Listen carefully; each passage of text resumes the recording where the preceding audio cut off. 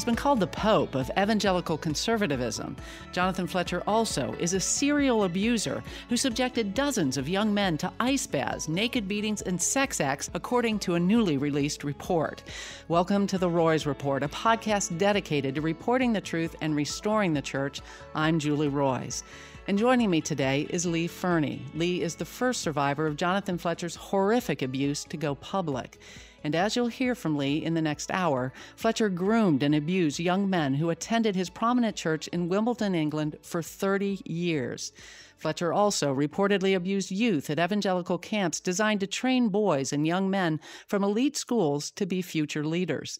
Some of those who attended these camps, run by what was called the Ewern Trust, include the late theologian John Stott, Justin Welby, the Archbishop of Canterbury, and Nicky Gumbel, pioneer of the popular Alpha Course. But it isn't just Fletcher whose abuse is now being confirmed. John Smythe, head of the Ewern camps, also abused young men dating back to the 1970s and 80s.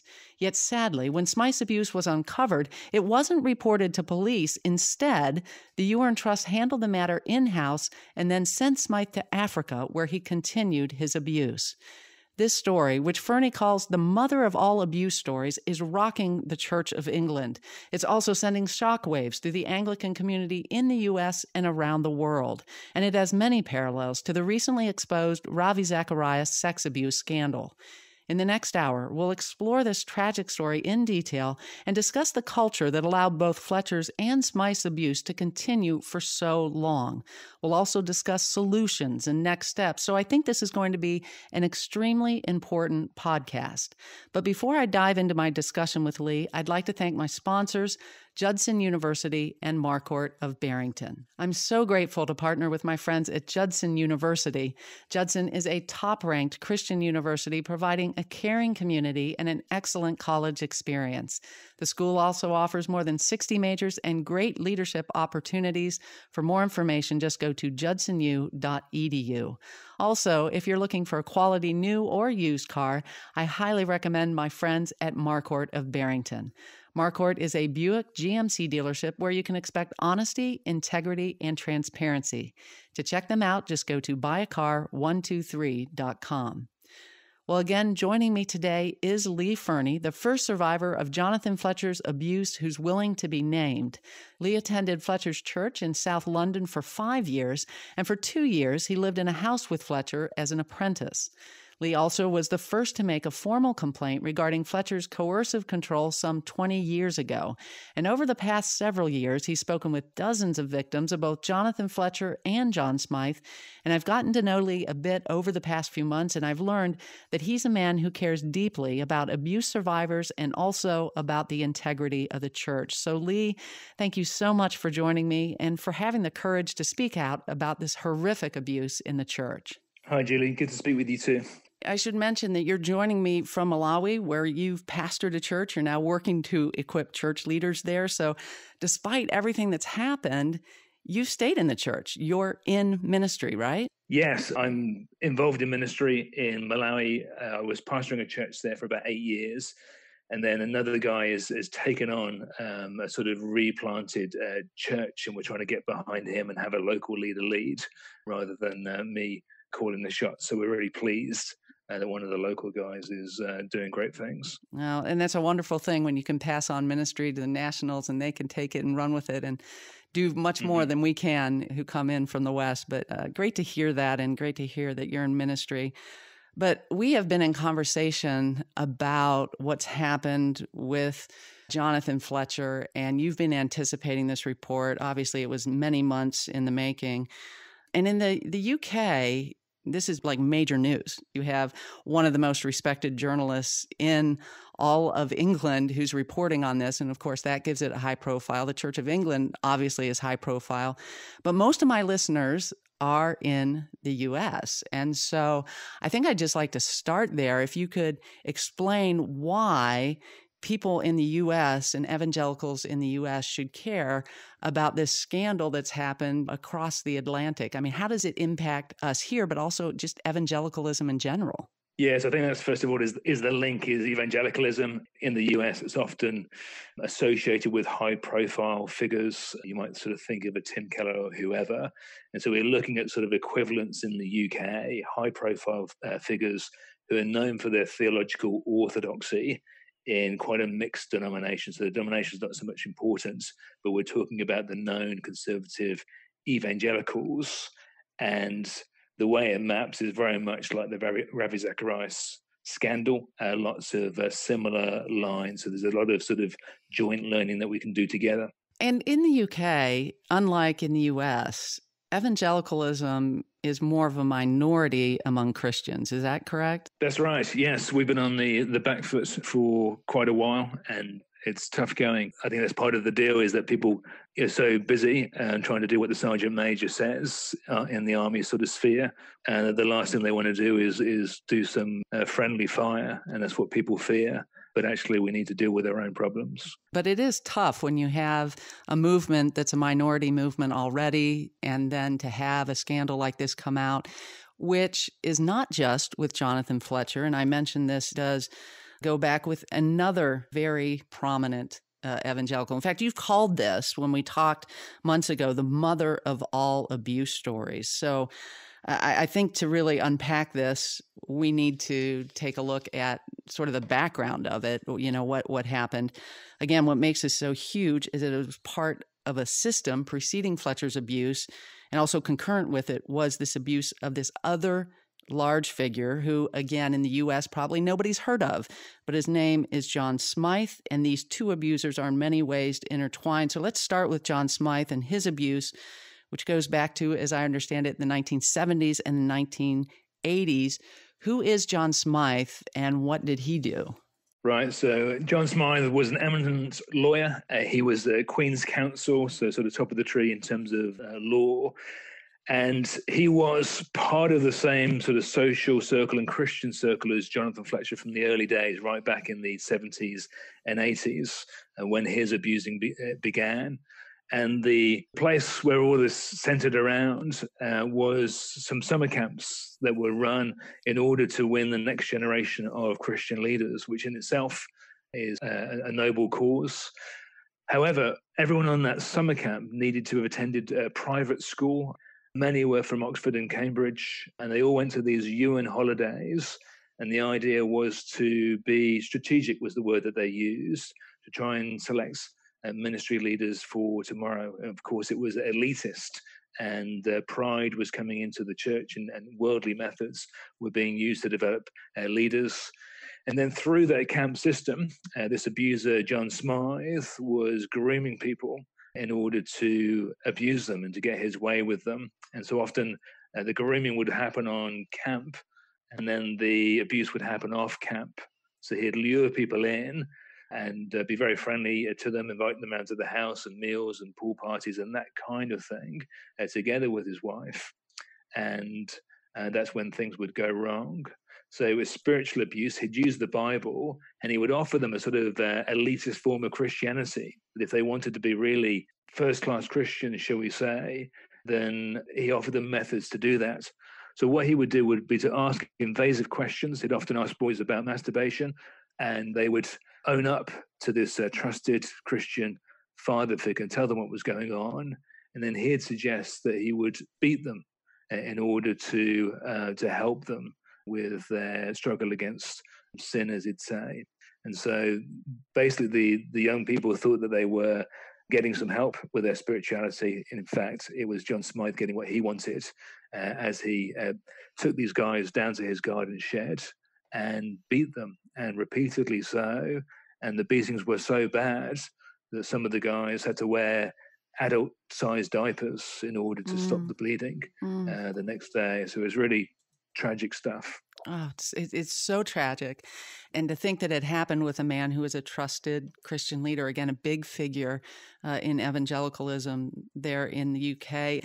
And so Smythe and Fletcher were both involved in these UN camps concurrently, but Smythe came before Fletcher, correct?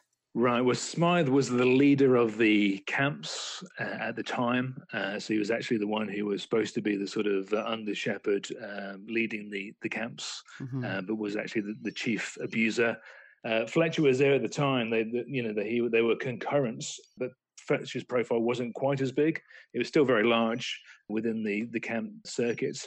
And it was said by some of the Smythe victims that you could look out onto the sports fields, and there would be Smythe with a circle of boys around him, and there would be Fletcher, and they seemed to be in competition in order to gather their coterie or their disciples around them. And John Smyth used to warn the boys against Fletcher, that he would do something evil to them, even at that stage. And actually, one of the most severe Smythe victims said that, this is a crazy, here's a guy who was beaten so many times and caused so much anguish that he tried to take his own life on a couple of occasions. Fortunately, he's still with us today and is a great friend and a lovely man. And he says he was thankful with Smythe it was straightforward beatings, whereas Fletcher got inside people's heads and messed them up psychologically. So here's someone who's had hundreds of beatings, tried to commit suicide, and sees actually the Fletcher stuff being even worse than Smythe. Wow, it's so heartbreaking. What's especially heartbreaking, I think, is that this all could have been stopped decades ago. As I understand, there was in 1982, because of, I don't know if it was this gentleman or somebody else, but one of the victims of John Smythe attempted suicide. And as a result, there was a report done, an investigation within the Wimbledon Trust. And they found that the scale and severity of the practices were horrific. 8 victims received about 14,000 beatings, 2 of them having some 8,000 strokes over 3 years. This came out, again, the Wimbledon Trust, they knew about this in 1982. There was a school associated with Wimbledon, Winchester College, and they found out about it. And as I understand it, what they did is said, you just keep John Smythe away from us. And then he gets shipped off to Zimbabwe and then repeats it. How on earth does that happen? Right. And this is, I think, some of the relevance of our conversation to today's listeners, that if you don't deal with abuse properly in the past, it's going to come back in the present and into the future, and it must be dealt with properly. You can't do half a job. And many people feel very awkward. They don't want to get involved with these things. It's shameful, it's messy, but you must deal with these things. So that report that was produced at that time said that it was illegal, the behavior, and yet it wasn't reported to the police at the time. And why wasn't it reported to the police at the time? Well, the story given by the guy who took over the camps from John Smythe, none other than Jonathan Fletcher's own brother, David, where he said it was because the victims didn't want it known and the parents didn't want it known, and they'd suffered enough. Whereas privately, he was telling other people that on these camps, some of the parents were from the upper echelons of society. They were front page profile people, and they couldn't afford to expose them to that shame. And so that's why the cover-up really took place. And so that's what happened. They offered Smythe a gentleman's agreement and said to him if he didn't abuse anymore and promised not to, and promised to see a psychiatrist, then they would forget about it. He actually was around in the country for a little while and even studied at one of the top theological colleges for a while. He was trying to get jobs in churches there. And again, rather than expose him at the time and reveal what was going on, they wanted to keep a lid on things. And so it was a cat and mouse game with him still trying to continue in the UK. And then eventually they persuaded him to go to Africa. And just to stop and think about that, and I've lived in Africa for the last 10 years, that they decided to get rid of their trash by exporting it to Africa and telling him to be a good boy and hoping for the best. And the best is not what happened when he got to Africa by any means. Yeah, I mean, from what I've read, he set up the Zambezi Ministries, held summer camps for boys. Did it? I mean, I'm thinking of the people who shipped him off there. They really allowed him to have access to boys again. It's stunning to me. He was arrested in 1997 during an investigation of drowning of a 16-year-old boy found naked in a pool at an Anglican prep school. Mm-hmm. We don't know what happened. Smyth said the drowning was an accident, and the homicide investigation was eventually dismissed. Then he moves to South Africa, runs this thing called Justice Alliance of South Africa. Again, continues the abuse. And, I was born in Zimbabwe. My parents were missionaries there for 10 years. And the thought that we would send, the West would send someone as a missionary to help who is really abusing children is just absolutely horrific. Just awful. It really is horrific. In fact, at the start, they made him, again, promise not to do any summer camps when he was abroad. And you've guessed it, within a couple of years that started. But once again, rather than reveal what he was doing at that time and blow the whistle, they tried to manage the situation. And so rather than stopping it, they would check up and see how it was going. And so if any of the UN boys went out to Zimbabwe, one of the UN leaders would check up on them when they got back to make sure that they were okay.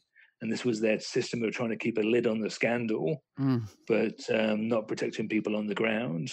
And no care really at all for local Zimbabwean people, as long as their UN visitors were okay. And then Smythe continued to abuse there. There was enforced nudity on the camps. And so the boys were told that they couldn't wear underwear in bed. They had to leave toilet doors open. If they were on the trampoline, they weren't allowed to wear any clothes. I mean, it was pretty sick stuff. And then the beatings there, some of them were fairly public. So he'd get a table tennis bat and spank people with it in front of others. And then he had private beatings with a larger stick as well. And, we don't know what happened to this poor chap, Guy Nichiri, who died, but he was found dead in the swimming pool in the morning. If you've ever led on a kids' camp, you know that you count people out and you count people in. But he was found dead in the pool, and there was bruises on him when they discovered the naked body. So absolutely, top of the scale, tragic stuff. Eventually, he slipped the nets and went down to South Africa and then started abusing once again there. When you say that they thought they could control him and manage him, I mean, it just reminds me of some of the investigations I've done where elders find out that their pastor has horrible character, but they think we can manage him. We can keep it under wraps. And I mean, if there's one lesson to be learned from this, is when people are abusive and they're abusers, they should be removed and publicly exposed, but don't try to manage it because you can't. Yep. It wasn't until, as I understand, Smythe's abuse became public in 2017, again, when Channel 4 there in the UK did a major expose telling all about the abuse he had done. And then it's my understanding at that point, that's when the victims began talking about, well, it's not just Smythe, it's Fletcher too. Is that right? Pretty much. Actually, there was one guy who reported on Smythe in 2012. And went and made a safeguarding report. And the person he made the report to sat on it for a while. And then eventually it got up to the Archbishop of Canterbury, which is this sort of Church of England senior leader. And not much was done. We're told later on that a warning was given to South Africa, where Smythe was at the time. But there was no answer to the email. And they didn't bother to make a phone call. So there was another 5 years of abuse from 2012 to 2017. And then one of the great journalists in the UK exposed him in 2017 with a TV documentary. The victims' representative, Andrew Greystone, has provided lots of support for the victims and helped really uncover all of the facts in this case. And between the two of them, were able to reveal Smythe as an abuser and to start to bring help and healing into the situation. And then when that broke on the news, there was a massive sex scandal in the UK, and everyone was shaken by it because it was a top celebrity that was revealed to be an abuser. And it wasn't just celebrities, but also people like John Smyth, respected people in society, respected people in the church, made it clear that no institution should be sitting there proudly and smugly thinking it couldn't happen to us. It can happen in every single place.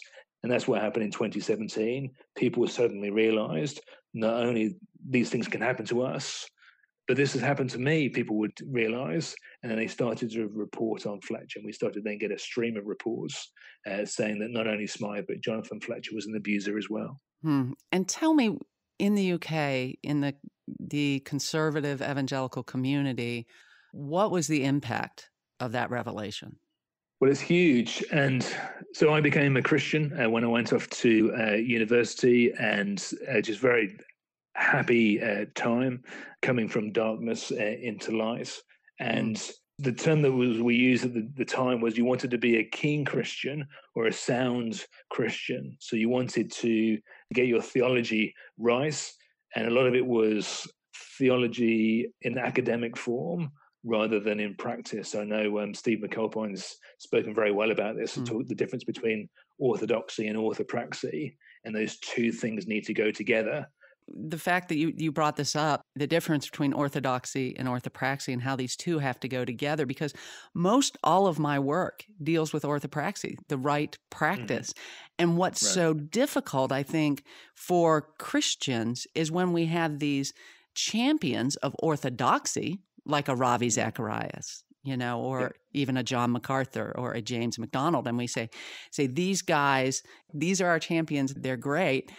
And because of that, we assume that their heart must be right, that their practice might be right. And what we're finding, I think this is probably the most shocking part of these revelations that have happened within the last 5 years, has been that it hasn't been the Joel Osteens. It's not the Catholic Church that we like to vilify sometimes. It's not, it's not all of them that we can say it's the doctrine. Exactly. And you think that you're on the right team, and you've got your champion, and you can take your eyes off Jesus and start following them instead. And Fletcher was one who demanded great personal loyalty. And again, you've gone wrong at the first base. Our loyalty is to Jesus, first of all, not to any Christian leader, not to any under shepherd. Well, let's turn to Jonathan Fletcher. And as I mentioned when I introduced you, you don't know about this from reading a report. You know about this firsthand. And I should mention, John Smyth passed away in 2018, so he's no longer with us. Jonathan Fletcher, on the other hand, 78 years old right now, but you got to know him 20-some years ago. You were involved in the Wimbledon Church, and you got involved as an apprentice. You were living in the house with him. I'm guessing he's discipling you. That's not an unusual thing. I mean, it's somewhat unusual for someone prominent in the church to be, a single guy at that stage of the game and living with young men. But again, it could be a beautiful discipleship model had Fletcher been a different person. Would you describe the living and working arrangement that you had in the house with Fletcher? Right. So I was at the church for 3 years before that and didn't really know him very much. And so when I was then asked to become a ministry apprentice, we did like a part-time teaching course in central London for half the week. And the other half of the week was working for the church. And the living arrangements were some people had a flat down the road and a couple of people had the sort of double honor, not just to work for the church, but to share a house with Fletcher.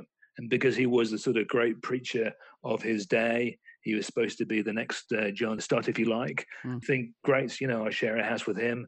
Your non-Christian family says to you, isn't that a little bit odd, sharing with a guy who's, never married, getting on, and they start raising their questions. And you say, no, it's all fine. He's a great guy. And everybody, says that he's a great man. I was there keen to learn, keen to serve, and trying to do all the right things. And so the first sort of semester, if you like, that I was there, things were going really well at the church, really well on the course, getting good feedback, and really well at the house. Seemed to be, very much appreciated by Fletcher, but a little bit too much so. And so he became, trying to sort of develop this sort of father-son relationship. Often he would spend time with people who had difficult relationships with their own fathers. and try to step into that gap, Mm. and would ask you lots of personal questions, and again ask you questions such as about masturbation, and then want to really try and get a hold of you spiritually speaking. He would say to help you with that, but then became a very imbalanced power relationship. So with Fletcher, he used to go for sort of good-looking, sporty guys, is what they tended to say. So, there's probably the slight positive out of all of these things. I get a compliments that maybe I'm either good-looking or sporty, and sporty is probably the one that we're going to go for. So he'd take me to the tennis courts or the squash courts and play sports, and you wanted to speak to him as your mentor. I mean, I just wanted to, sit down at a table or in the living room and chat things through. But no, he made you play sport, first of all, and made you run around and get sweaty. And then after you get sweaty, of course, you have a shower. I was used to playing sort of fairly good quality soccer. So team showers were something that I would do every weekend with a football team. And so didn't raise an eyelid when you go for a shower after a game of tennis. But he seemed particularly keen to get you into the sauna after that. And then he started talking about naked saunas. And so you might go from the shower to the sauna, but naked sauna, really, with an older guy who's your boss. Mm. So I was a no at that point. And he tried a couple of times to persuade me to have a professional massage. He said he couldn't cope with the stress of ministry unless he had a professional massage, and he had to recommend that to me very, very strongly. Well, here's somebody who's supposed to be looking after you, mentoring you spiritually, who says, in my view, very, very strongly, I think you should have a professional massage. And what would happen is people would say yes to that.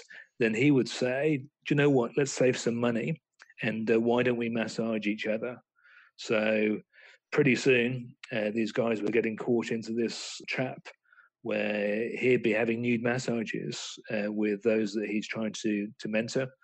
And if he didn't say yes, then it was a whole different game. So when he tried to invite me to have a massage, just from the culture I was from more than anything else, I just laughed in his face and said, I wouldn't be interested in that at all, and phrased it fairly awkwardly. But I just remember the look on his face, and he was just able to turn his face to be completely intimidating. And so there was a real anger and intimidation on his face. And this is the guy that you don't want to displease, because one, you're told all sorts of great things about him being a good mentor. And then two, he's got all of this power over this circle of the church. If you want to leave this church with a job, then you need to please this guy. And not pleasing this guy is going to mean that you don't get a job, you don't get finance in the future, that people are going to think that something's gone wrong with you, spiritually speaking. And here he is looking at you with those eyes, making you feel that you needed to change your minds. And so that's what he did. And he tried a couple of times, and I said, no chance, no way. And then, Wade Mullins really got the dynamics on how this works. He talks about there being cubicles of charm and crucibles of condemnation. So you would move from this crucible of charm where Fletcher's saying you're doing great, the whole church is saying you're doing great, the court is saying you're doing great. All of a sudden you're isolated, you're humiliated, opportunities are taken away from you, you're not allowed to preach, and you're on the naughty step. And other people don't really know why, but because he says so, then they collude with that and back him up.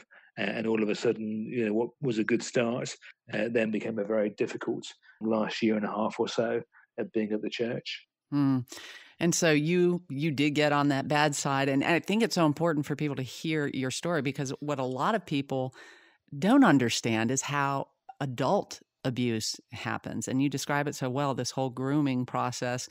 But it's interesting, Fletcher, when he was confronted, he said, well, it was all consensual.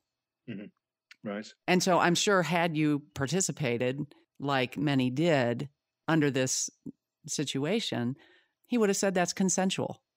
But it's not consensual. We have this huge differential of power.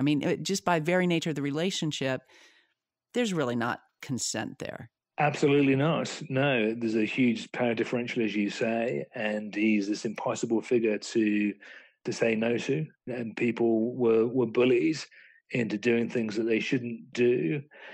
and largely because of the levels of trust, and that's what makes it spiritual abuse. So here's a guy in a religious setting who's got people sharing with him domestically, and he didn't abuse just domestic people, just people that live with him, but he's using the name of God and the word of God to tell them this is something that you want to be doing. So he's putting a huge weight of pressure onto people to do what he wants to.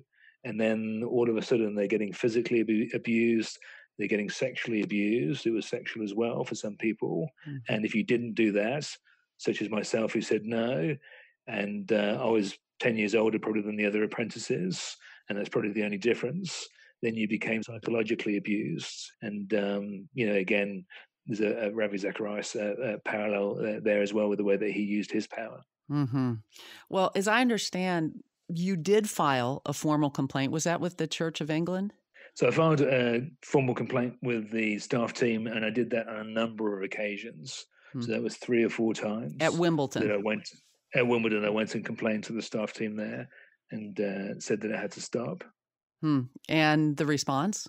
You were told that he was a great man. It was a great honor to be at the church, and you needed to take the rough with the smooth in life, and you should be thrilled with being here.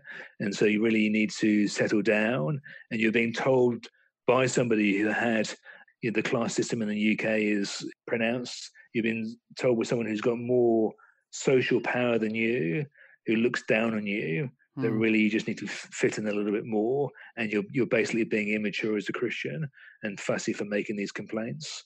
So that's what happens first time around. Second time around that you come, then there's a concession, and you're told that actually there was a minister there the year before who had some problems, and he tried to confront Fletcher, and it hadn't gone very well, so you probably shouldn't cause a fuss either.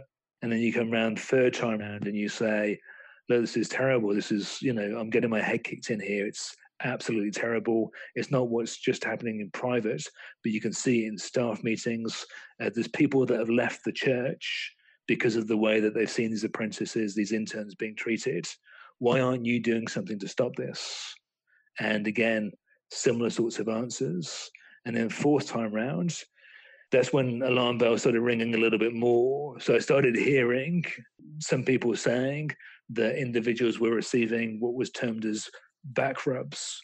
Well, I was picturing somebody having a shoulder massage with their shirt on here, where they're actually pointing towards, which I didn't know at the time, was a naked massage with the head of the church.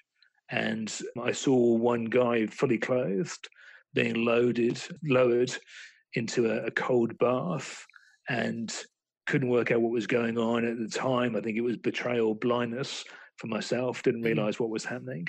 And this guy gets lowered into the cold bath. I ask what's happening. I get chased away. There's a lot of giggling going on by Fletcher, and you're normalizing it in your mind. And Fletcher was a great one at normalizing things. So you try and normalize touch. So he'd want to sort of play fight or give you one of those sort of Chinese burns on your arm where you sort of twist the skin, and there would be lots of banter to sort of soften you up. And really he was just trying to move you through the steps in order to get his hands on you. And that's what happened to people. And so I complained. I said, look, I've heard these rumors of back rubs. I've seen someone getting lowered into a bath. There's clear favoritism going on here. Unless you dance to his tune, then you're pushed off a cliff and you're condemned. And you as leaders are standing around watching this. Something needs to be done. So I was assured at that point that that would be investigated. And it did sound very bad, but they were sure that there was a reasonable explanation for it. And of course, there wasn't a reasonable explanation. Again, 20 years ago, how much pain and suffering could have been avoided had that been taken seriously. But it wasn't taken seriously, obviously. It was buried. And it wasn't just by your church. You were telling me that Smythe, for example, when it came out, when he was shipped off to Africa, there was a very prominent family who was a part of Nicky Gumbel's church that was a part of that, right? Right. So Coleman's mustard. Coleman's is the sort of most famous brand of mustard in the UK. And the wife was one of the associate ministers at the church, the husband in the various sort of roles, but lots of money. and they supported him to go to Africa. And even when it became apparent that he was abusing in Africa. It was just pervasive and widespread. The report talks about this, sort of the overlapping networks and how they kind of work together. And we see that. I mean, I've referred to it as the evangelical industrial complex. We have it here in the U.S. We have a form of it there, obviously, in the U.K. as well. And so, again, this stays buried for decades. The abuse continues by both Fletcher and Smythe. Again, in 2017, it breaks. And Fletcher's victims begin speaking, and the Church of England removes Fletcher from preaching. My understanding, though, he still did some ministry after that, correct? For years. And so his permission to officiate has been removed. The Church of England themselves don't notify people properly, so people don't know what's happened. They've come to a private arrangement with him. Have we learned nothing? So he's allowed to tell the story from his point of view in terms of what's happened. And even when there were more serious revelations, he was still allowed to do things. So, he had this cohort of very powerful people around him. You say the industrial complex is like the Christian mafia. There's this sort of strong culture of you're one of us. It's very tribal, and we look after our own. Criticism is unsustainable. You can't bring an accusation against people without being pushed off a cliff yourself. Scandals are minimized. There's an iron fist, but with a velvet glove around it. So people assume, because of all of this social charm and manners, that everything's okay. But behind the scenes, what you've got is a constituency within a domination that's full of fear. And anybody who breaks ranks, then they get a smear. There's a story that goes out about them, and they're shut up. The tactics used are just so stinking common. Right. What led to the church finally ordering this investigation in 2019, this independent investigation by this group, 318? The only reason they keep this off is because somebody leaked this to the newspapers, Daily Telegraph, and they broke the story that Jonathan Fletcher had his permission to officiate removed because of concerns. And so that's what happened first of all. At that time, people didn't want to have an investigation in the leadership. They were against an investigation. And the Charities Commission in the UK put pressure on the church in order to have an independent investigation. And some ministers of healthy churches, again, put pressure on to do that. The church themselves, at Emmanuel Wimbledon, they realized that things were going in the wrong direction. And just before things broke in the paper, some of his old apprentices received a letter in very cagey terms that you may have had a negative experience or that kind of thing. And so I can remember reading that and saying to my wife, something big is happening here. And they're not saying this to help me out. They're saying this to cover themselves when this story breaks. And lo and behold, that was because they knew it was about to break, and it broke in the papers. They formed a response. There's a little secretive group that was tasked with dealing with it. No victim involvement, no minutes, no identities who's involved in the group. And then finally, the church are shamed, really, into conducting an investigation, and that kicked off then at the end of 2019, and is just delivered on the 23rd of March. Again, different yet so many similarities. It seems like the only thing with so many of these scandals that gets the organization or the church to deal with it is public exposure. Without the public exposure, it just doesn't happen.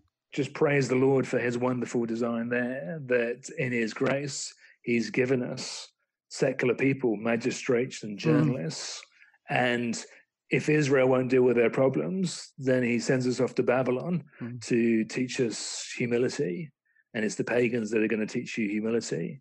Indeed, that's what's happened. And so the people who have been sorting this out, it has been the papers. They're the ones who have been able to tell the story and work us through this and help us to know what's happened.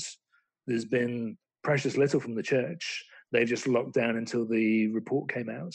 The Smythe victims, they've been waiting 40 years, for something. It's interesting as you're describing that in the UK, it was the secular media that brought these things to light.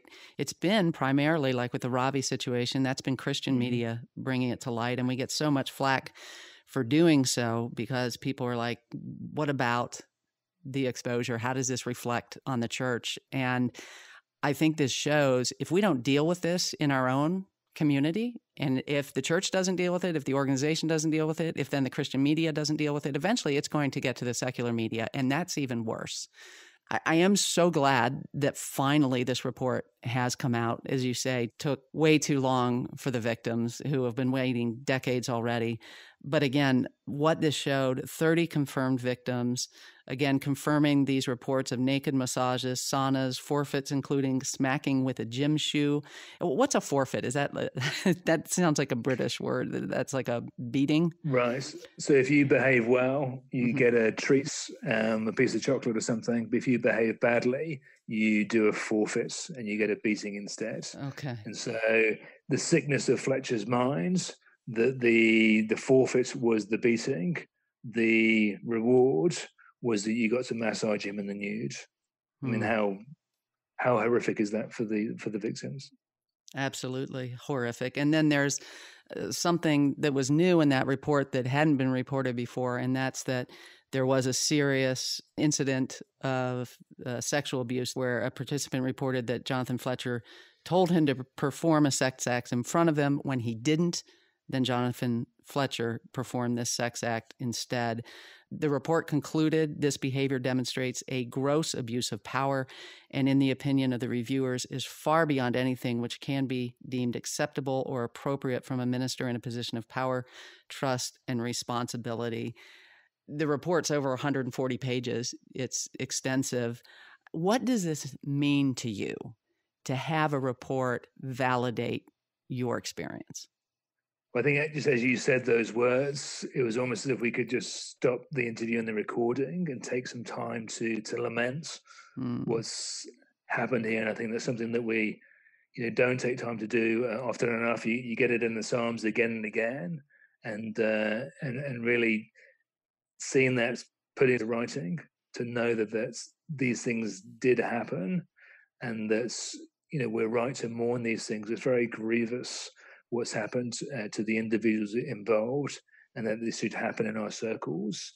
Secondly, there is that level of vindications. Yes, people weren't making up stories. Fletcher's a prolific abuser, and the bravery of people coming forward. So people went to report their abuse to the review, and they needed reassurance after reassurance that this would not get back to other people. Bear in mind at this point, Fletcher had been retired for 7 or 8 years. He wasn't a figure in the constituents anymore.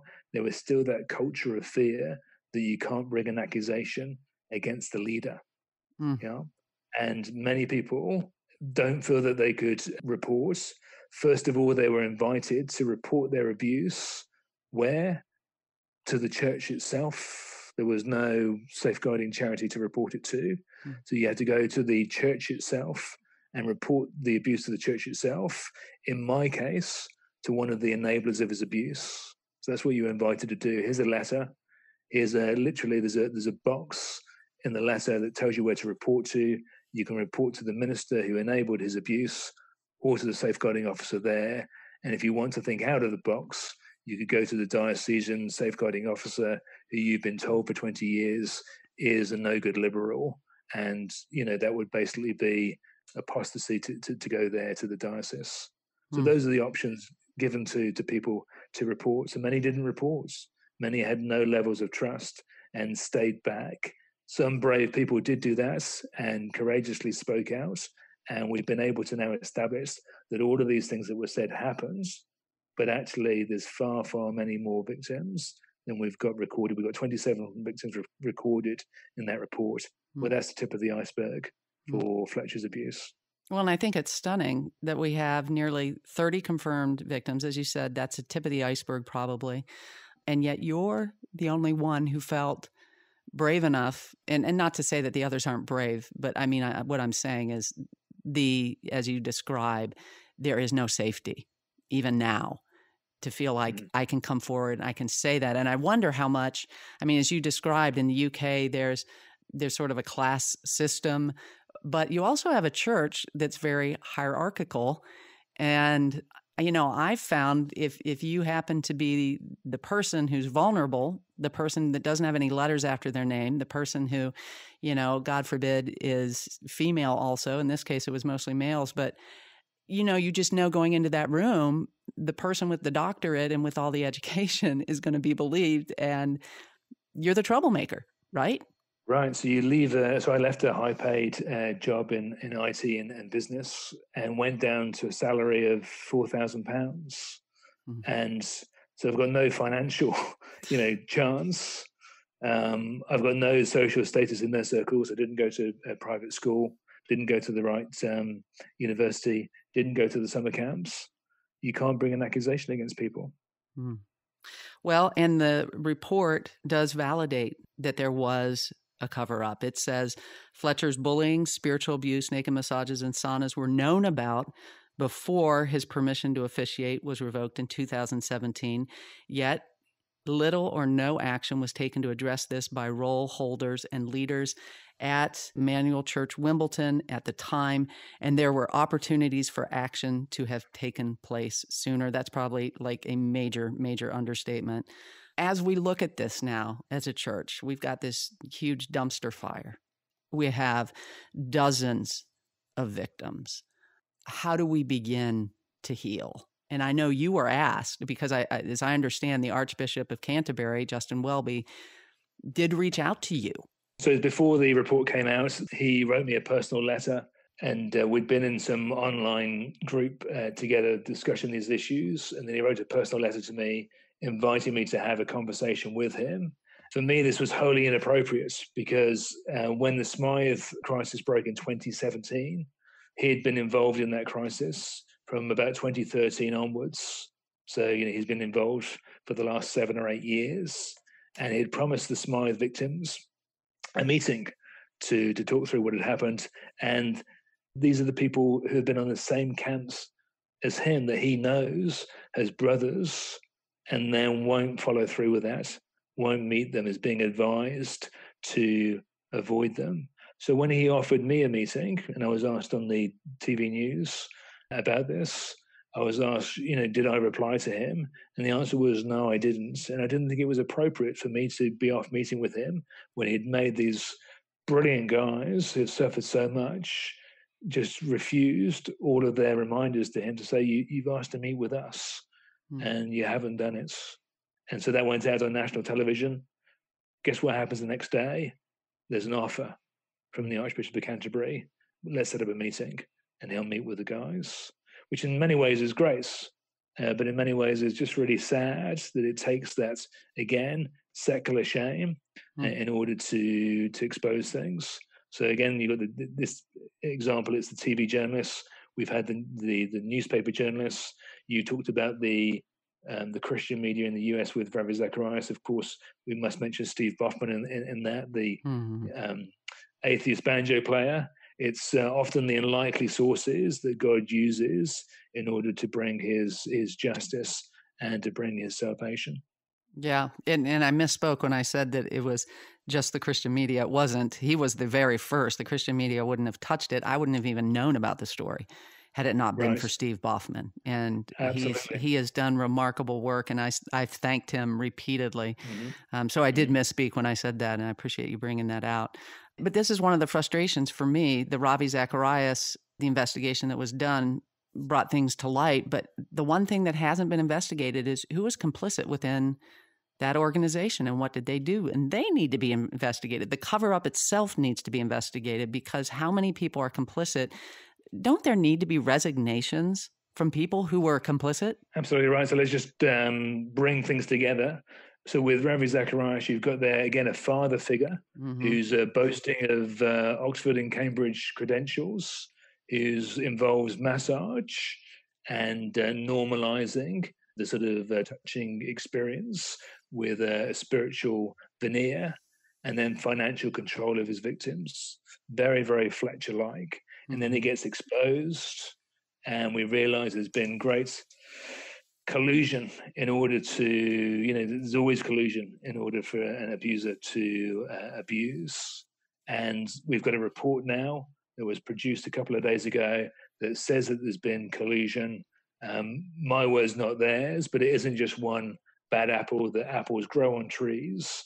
And so therefore you need to have root and branch reform to work out what's wrong with the structures and what's wrong with the people in those structures, who knew what and when. And so the report was very strong on this. There was an independent advisory group that was brought in order to strengthen the arm of the report, really, to make sure that it was truly had credibility. And the independent advisory group underlined certain things in the report and said that there's a culture of fear and there needs to be resignations in order that we have healthy churches in the future. Well, Emmanuel Wimbledon has already come out and said that the minister there is going to be staying in post, and everybody else in that particular circle of evangelicalism is forwarding their excuses to say they didn't know very much, really. And so there's this pretense of we're all very, very sorry, but no one will take any personal responsibility. And so when everybody is sorry and the apology is general, nobody's really sorry at all. And so, for example, for me, I've got people saying to journalists they're very, very sorry the way that they treated me, really remorseful. They've got great regrets, but they haven't told me that. And so if you were really repentant, you'd go to your brother, wouldn't you, or your sister, and you'd say to them, look, I've sinned against you, brother or sister. And there's been ample time to do that. And instead, it's been the same people that have been coming to me, not to say sorry to me, but to say to me, could you get people to stop making such a fuss? Could you get people to take tweets down off social media because you know these people? And then you're faced with somebody who hasn't been in touch with you for 20 years. The last time that you met them, they actually turned their back on you and tried to avoid you. But now they're picking up the phone not to apologize, but to ask you to manage their social media, whilst at the same time decrying social media to other people in their circles and say, don't listen to any of that stuff. Well, of course, this is the last frontier for victims. Where else can they talk about these things? Secular journalists, social media, and we don't have it in the UK, but with you in the US, you've got there a Christian investigative journalist that will take these things seriously. I saw the current vicar of the Wimbledon Church interviewed, and I think the reporter caught him a little off guard when she said, did you aid and abet, essentially, or were you complicit? Did you? And he said, well, that's really strong. And so then she rephrased and said, well, did you inadvertently do that? And then he kind of owned that, but it's like, come on, this wasn't inadvertent. It was with knowledge. That's right. So it would be much better to say, yeah, do you know what? I got that terribly, terribly wrong. And this is what I knew. And this is what I did. And I've gone to all the people and made that right. And that's not the case. Instead, he's tried to minimize what he knew and not be upfront about it, not really show any care for victims, try to resist the review for as long as possible. And then the review even criticized him specifically for giving an abusive sermon that defended himself. Very, very disturbing sermon that would merit some analysis.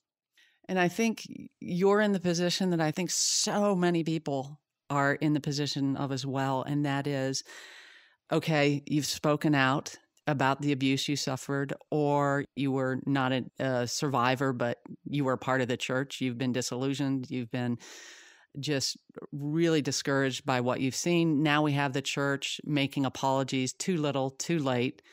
Nobody really saying, you know what I did was awful and I need to resign and somebody else needs to be in this post. So you have sort of a half repentant, which really isn't repentant church, not really dealing with this. And you have scores of victims who are trying to put together how a church of the God that they love and profess let them down so badly. Mm-hmm. Yeah. How do you deal with that?